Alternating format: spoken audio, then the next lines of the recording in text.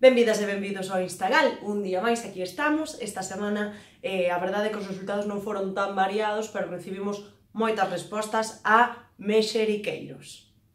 O termo que máis veces nos enviastes foi choromicas, aínda que sería máis acertado dicir que os termos máis populares foron aqueles derivados do verbo chorar, palabra que tamén ten a acepción de lamentarse. Recibimos chorica, choromica, chorumiqueiro, choromiqueiro e chorón.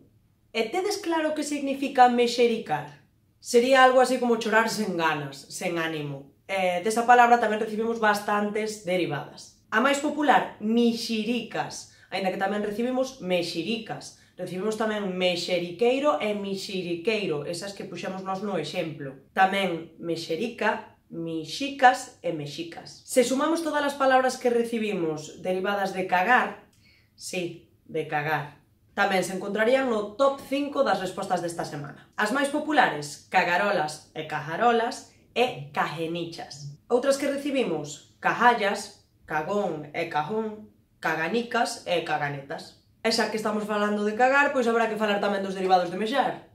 Ao igual que os derivados de cagar, os derivados de mexar adquiren o significado de cobarde. Recibimos mexón e mexarrán. E tamén con este significado de cobarde, e xa que estamos metidos nestes vocabularios, recibimos serunconas, que supoñemos que non fará falta explicarvos pois de onde ven.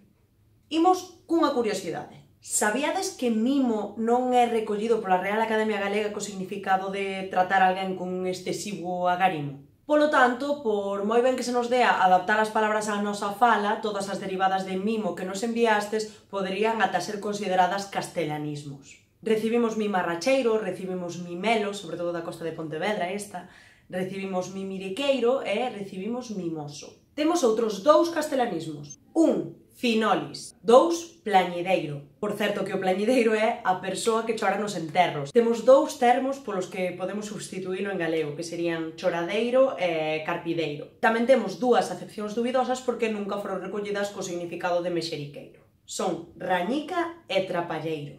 E para rematar, imos comentar algúns dos termos que nos enviastes, algúns están máis próximos ao significado de mexeriqueiro que a outros. Temos todas as derivadas de queixarse, queixica, queixumeiro, queixón, queixicas, queixiñas, moi populares. Temos cativo, que supoñemos que é polo de comportarse como un neno. Temos laión, temos maula, temos unha moi popular que foi miña xoia, temos nifrón e temos repugnante e repugnantiño. E tres expresións, unha con toque irónico, ser pouca cousa, botar lágrimas de cocodrilo e chorar como unha magdalena. E isto foi todo, moitas grazas por seguir aí, por seguir participando, por seguir vendo estas stories e todo iso que repetimos todas as semanas. Moitas grazas, vémonos a semana que ven e lembrade que mañá hai nova palabra.